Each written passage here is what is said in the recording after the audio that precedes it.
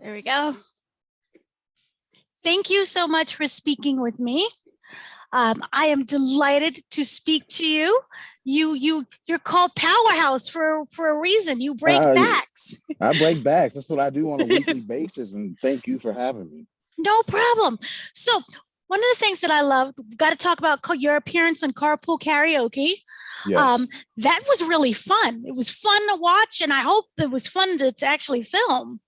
it was. I've watched that show so many times. It was good being a part of it. I had a good time. Kind of showed a different side of Powerhouse. So It did. So one of the things that I loved was you played a game of mind melding. And so it didn't work, but no, who would you say you have the best mind melding with in AEW? it probably will be Captain Sean Dean or Ricky Starks. Okay, that makes sense. Got to have the tag team partner in there. Yeah, So we think a lot alike. that would be true. So one of the things that I really was really interested in, you talked about one of the key elements that brought you into wrestling was the Owen Hart versus the Bret Hart feud. Yes. And that match, which was historic. I was wondering, the wrestler from that match, what do you think really made it special? What were was it certain angles? Was it the actual wrestling in the ring? It was, for me, it was being the youngest of my siblings and having an older brother. I kind of felt I knew what Owen was going through. So that kind of made me draw into it, kind of gave me some courage to stand up to my older brother. So it was that's the thing that stuck out the most, just how Owen didn't really take any stuff from Bret. Right. So how Owen thought he was better, so that was the thing. And just the realism in it. Like I felt every punch, every kick, felt all the aggression, the pain from the promos, the sympathy, so I felt all that stuff. Now, as a wrestler now, I was wondering, do you kind of hope to incorporate that feeling in your matches for others? I do. I hope when every time I step in the ring, I try to make everyone in that arena feel the pain that I inflict on my opponents. And most importantly, when people are watching it at home, I want them to kind of cringe and turn their heads. When I hit someone, when I step on someone, when I smash and throw them, whatever I'm doing, I want someone to be at home and kind of turn their head and be like, "Ugh, that looked nasty. That was gross." I don't ever want to be put in that hold. So that's what I hope people at home are feeling. So one of the things that was really interesting, now this goes back a little while ago, was during the AEW Fan Fest, you did karaoke with Captain Sean Dean. That was That's really my dog. What you kind of didn't know all the words, but you had fun. That's all that matters. Who would you, or what music would you say is your go-to karaoke, or even just to listen to after you had a good match? You want to wind down, you want to settle into just being you. Sometimes I throw in some Luther. Oh, It depends on my mood.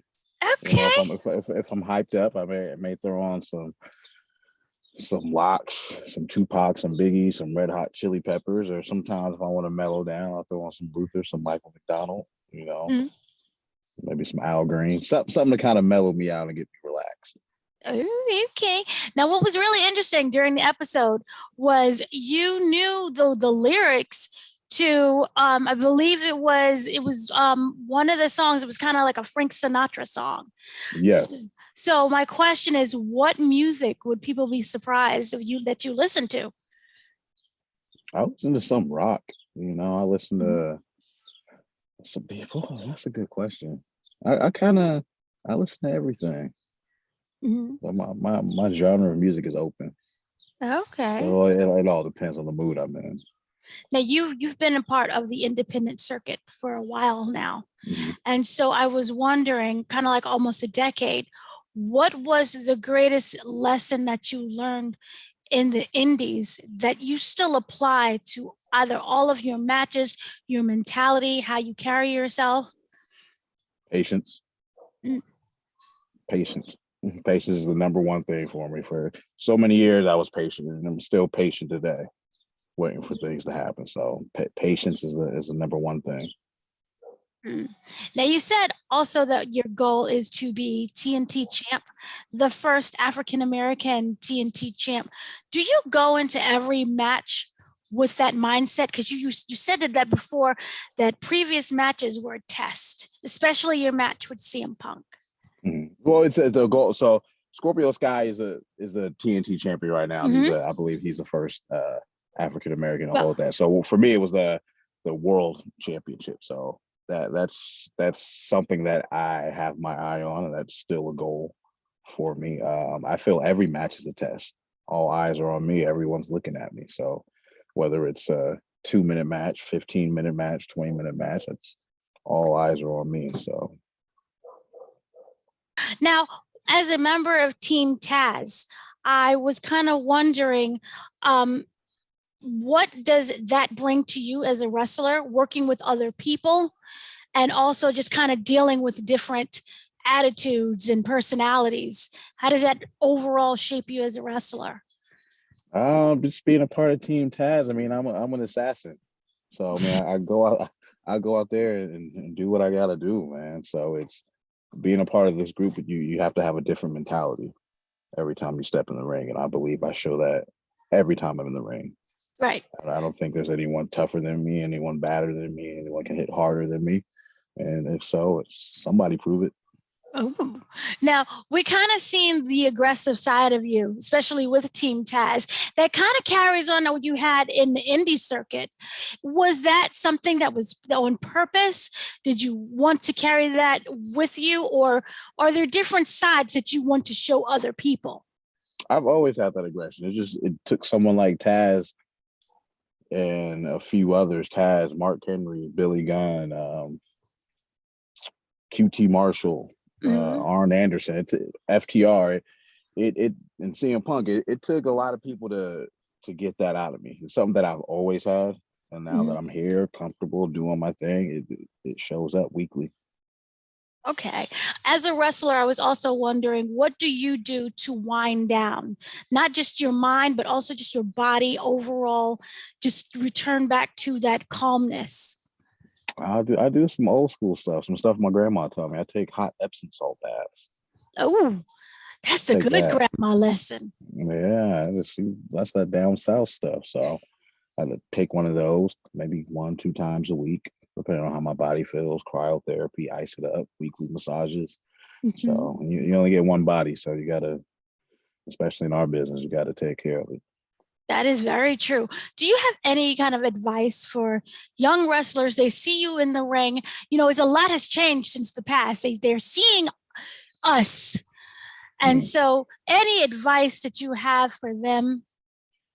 Patience, stay humble, don't give up on your goals, because there's so many people that still tell me I can't do this, and I don't really care what anyone else says. I've never been that type of person. Um, if you got a goal, set out and go do it. Okay. Find a good mentor. Stick with the people that's gonna motivate you. Have you since then updated your goals since kind of the starting in AEW? Yeah, I want to be the first African American heavyweight champion. I want to hold multiple championships. I want to carry the company on my back. Um, I want to be referred to as the baddest dude out there, because if push come to shove, I mean, my knuckle game is pretty good. So I've been pretty good at it since I was about 15 years old. So You're breaking backs. I do. So, kind of lastly, I was wondering, with AEW and where you're at right now, you kind of talked about a kind of a singles run, Mhm. obviously, in the future. Um, Yes. is that always on the back of your mind, or do you just take every moment as the present? It's on my mind constantly, but with Team Taz, whatever opportunity presents itself, I take care of it. I handle it. So Wonderful. Thank you so much for speaking with me. I truly Thank you. enjoyed this. I love the Spider-Man hat. I'm a big Oh. Venom fan, so Thank you. Thank you. So I look forward to seeing you tonight. yes. It's Yes. Friday. Watch us tonight on Rampage. Yes. TNT.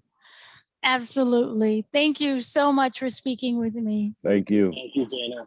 Thank All right, you. Dana. Appreciate it. No problem. Thanks so much. All right. All right. Bye. Talk to you guys later.